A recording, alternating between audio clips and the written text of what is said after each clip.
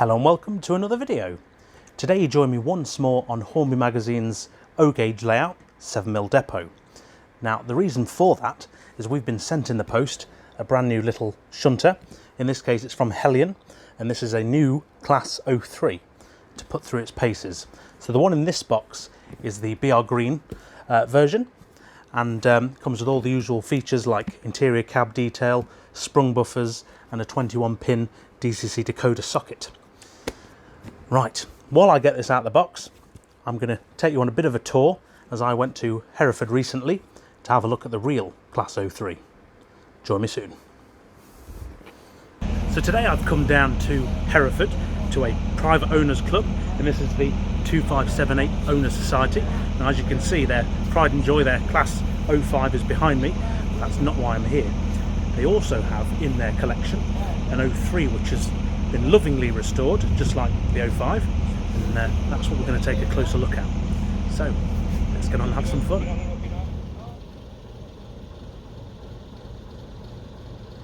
I am joined by Greg Brooks, a member of the 2578 Society, as we're going to call you, Local the group. Yeah. Can you tell us a bit more about your 03? We bought the 03 way back in 2001. We was lucky enough to have an invite onto this site here, which is the ex-MOD site. It now belongs to Great West Investments. We bought the loco basically because initially we owned the 2578, which is the name of the group, Class 05 loco, and because we would running it in a site that was going to become operational railway-wise, we thought it would be a good idea to have a second operational loco just in case a failure's out on the Any excuse. in the site. Basically, any excuse.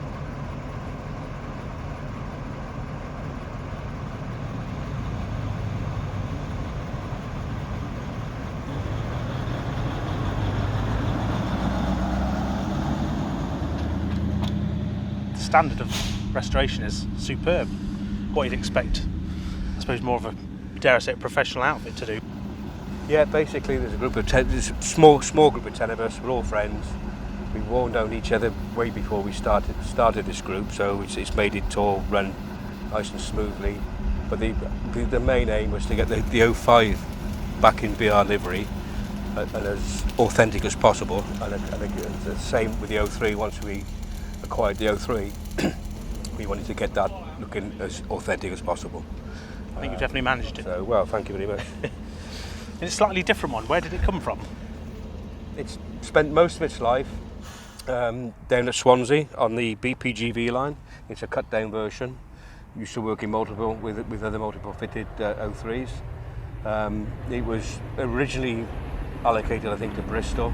I spent some time at Bristol, Swindon, before venturing over in the mid 60s to Landor, where they cut it down to work on that line.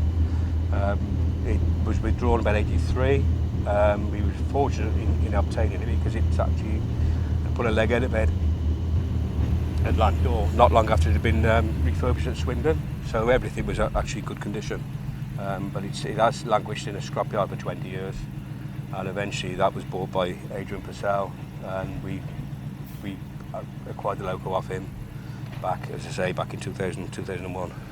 And of course you've done amazing work, because we've had a little go up your little line you've got, and it's smooth as the day it was made, I'd guess. Yeah, we hope so. So we spend a lot of time and effort in with it. As I say, it's only a small group.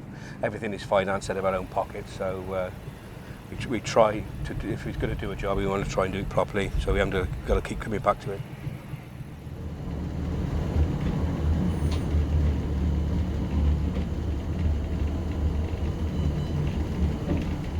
So as you can see, Greg got us to the end of the branch line with ease, and it was all a bit of fun.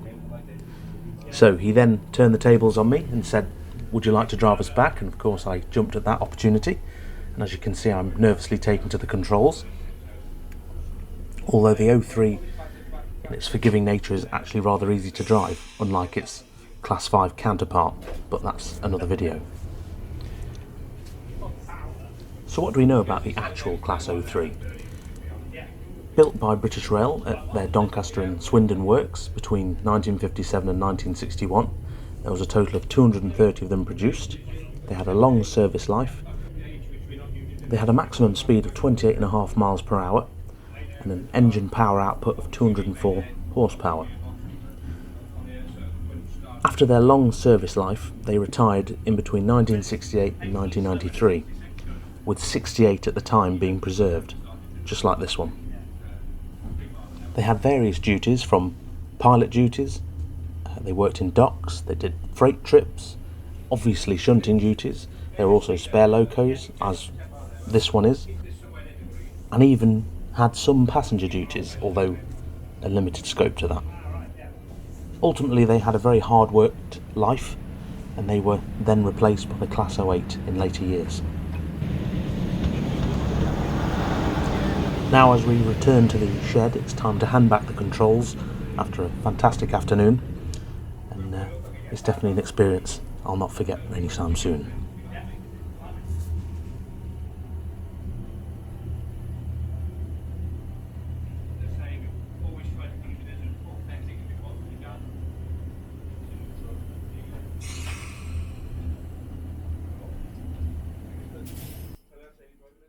As you can see, it's been an absolutely fantastic day. Greg is just behind me now, and he's just warming up the O3, ready to put back in the shed. What an absolutely fantastic day it's been.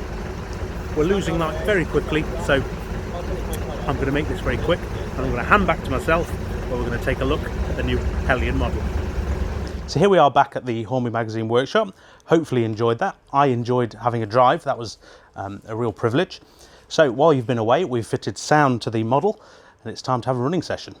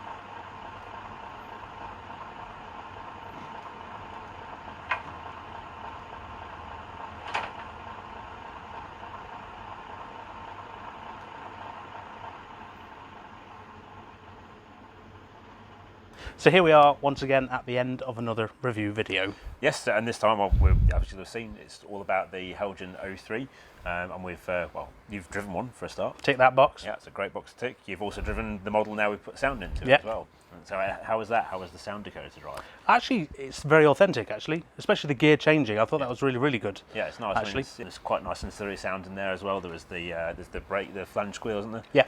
You've got like coupling sound as well. All those important parts of a shunting engine for when it's squealing around those tight curves in the yard. So, Mike, before we go, we should discuss our pros and cons of the model. Yes, well, I know you've got one personal con, and that's it's the wrong colour for you. You'd rather it was a blue one, wouldn't you? I do now. Yeah, I mean, it being a green one, it's perfect for me, but having experienced the blue one yourself, I think you'd much rather it was that colour, wouldn't you? So, the good news is that there are blue ones coming as well, so you will be able to buy this both in, well, actually in several liveries. There's plain green without wasp stripes. There's the wasp stripes on the BR green like we've got here. There's also BR blue with wasp stripes coming as well. So quite a nice choice of liveries. So. Quite an exciting collection, really. Yeah, that's right, yeah. And then in terms of other pros and cons, in terms of the sound fitting, the way the model has been wired up, there are speaker connections on it, but they're designed to have a JST harness connected to them. You don't get one in the box with the model. So when it comes to fitting a Zimo decoder like we have, we've had to do a little bit more careful work with the soldering iron to solder the speaker connections direct to the 21-pin decoder socket. Whereas if you had an ESU decoder, I believe those still come with factory connected wires for the speaker on a 21-pin decoder. So get the ESU if you're not as advanced at soldering as you are. Yes, that's right. Yeah. So yeah. So I would get the ESU. Yeah, Zimo decoder, a little bit more advanced, just a little bit more skill required. It's basically being very careful with your soldering iron, not to solder two pads together. If you do that, things are going to go badly wrong. But other than that, I mean, it's great. It's got all the features you want. It's got cab lighting on it. It's got directional lighting on as well.